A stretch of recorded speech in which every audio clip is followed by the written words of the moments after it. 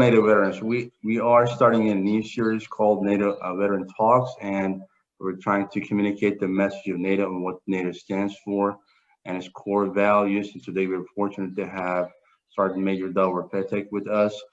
I had the chance to work with him in SHAPE headquarters in 2015 to 2016. He was responsible for overseeing the training and readiness of the NCO Corps. And as we say in any army, NCOs are the backbone of every army. It's a critical function. And as a further background, he also served in pretty much every level that you can think about. And he also served in operational areas like Afghanistan. So thanks for your time. Welcome to our conversation.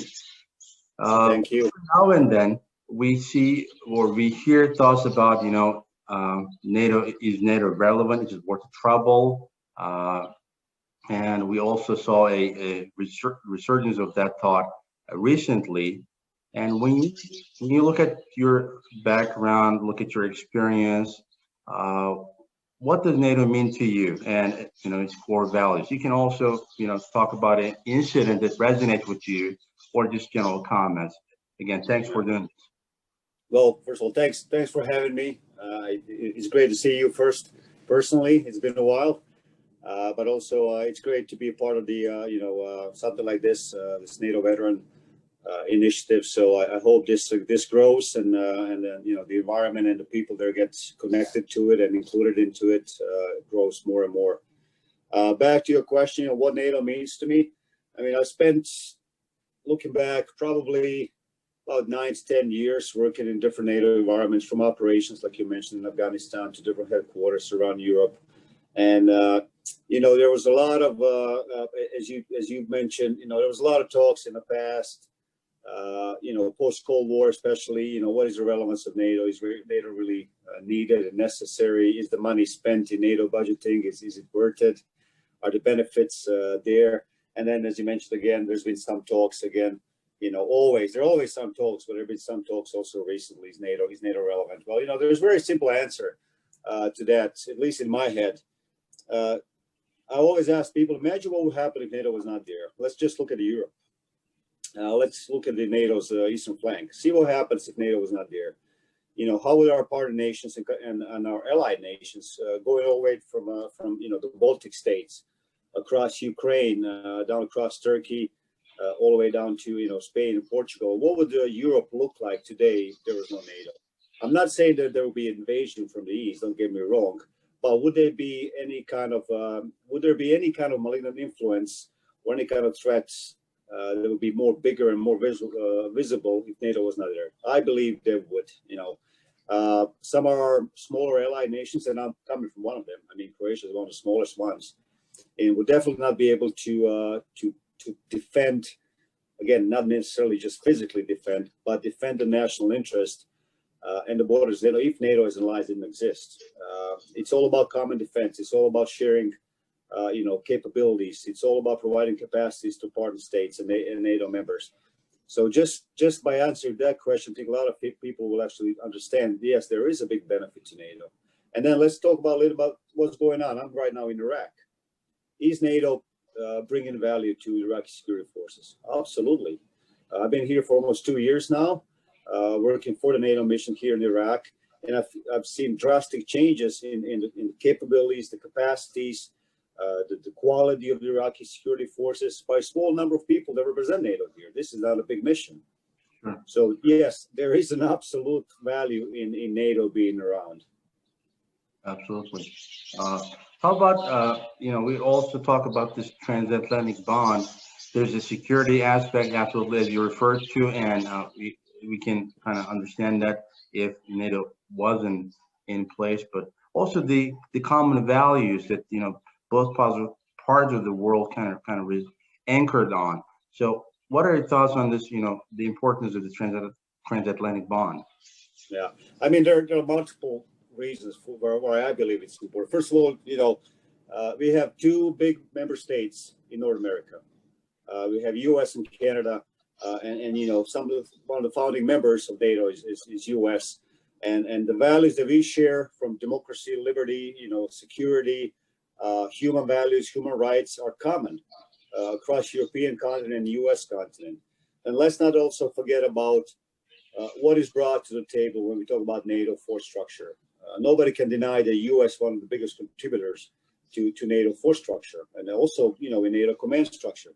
So having the transatlantic bond is not just connecting the partners that share the same values, but also in the recent, I would say, decade, we've been challenged in the Atlantic. We've been challenged by the common threat, the threat that's perceived equally by European nations and the US and Canada.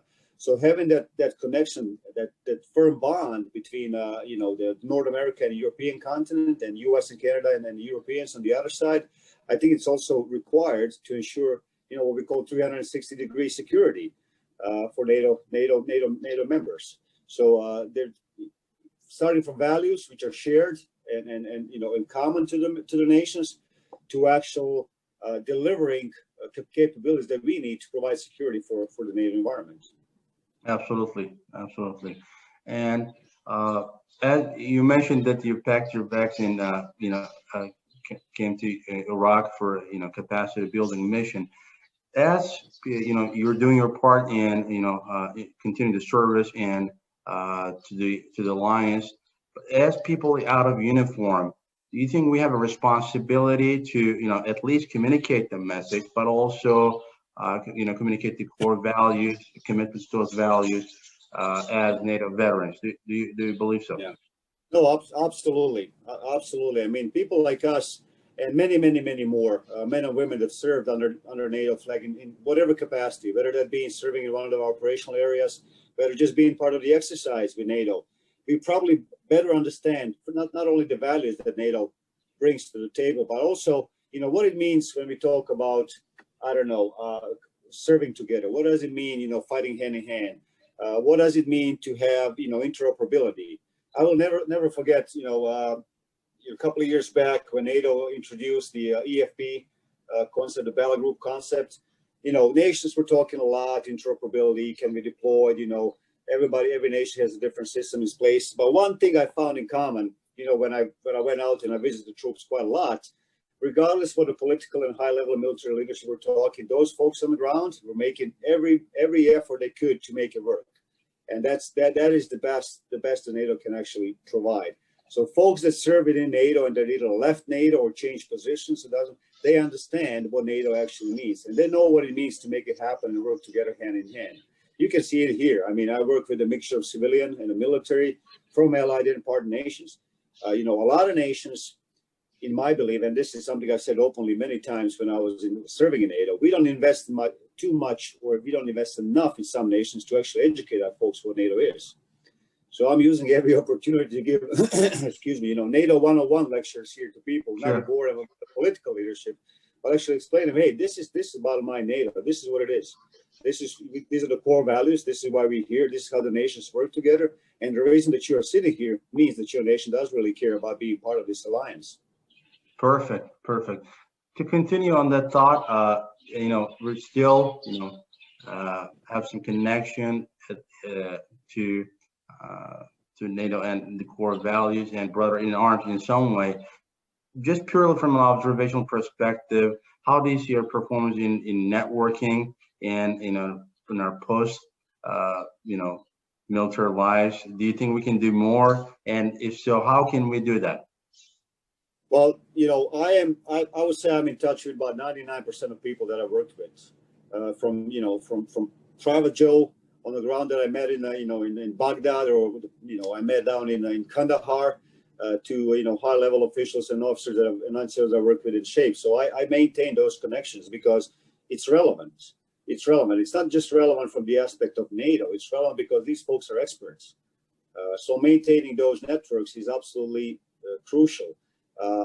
People that leave military, if they were prior military service, they didn't lose their capabilities. They didn't lose their knowledge. They didn't lose their expertise. So there's General Breedlove, Secure number 17, used to say this for NCOs. It was an untapped gold mine. I think we can also translate this into the former serving members of NATO nations.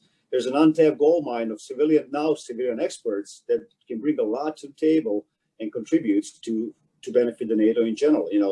I'm not calling myself an expert. I'm still serving. I just don't wear a uniform. I'm doing very, very similar jobs that I did as I was wearing uniform. But at least, you know, I'm here. I'm doing it in civilian clothes because I chose to do so. And you know, I believe I'm providing beneficial service to NATO, as many other folks that left military can provide. You know, people like you and a lot of folks that we met on SHAPE that were expert in their fields, which are applicable across not just military, but also civilian society. Perfect, and very well put. And as you said, there's a great potential that we can leverage and connect the dots, maybe, and then maybe make this much more efficient down the road, because there might be some, you know, limitations in terms of connecting the dot. People kind of not having that, you know, network continuing. But as you said, it's a great potential that that between the soldiers, as well as leveraging the knowledge as well. So, yeah. And I see, you know, I see what you do here. I see this as a bringing, you know, a pool of folks together. Let's call it a brain trust, or you know, expertise trust of potential, you know, people that can support not just NATO, but support other, you know, international organizations that work around the globe with similar values and similar goals. Absolutely, that's what we're trying to do, and then bring people together. And that's one of our missions: bring people together and try to network more efficiently and empower them to the most of our abilities. Thanks for your time again. I know you're busy down there, so I don't want to take too much time. It's great to talk to you. It's great to see you again, and thanks for your service.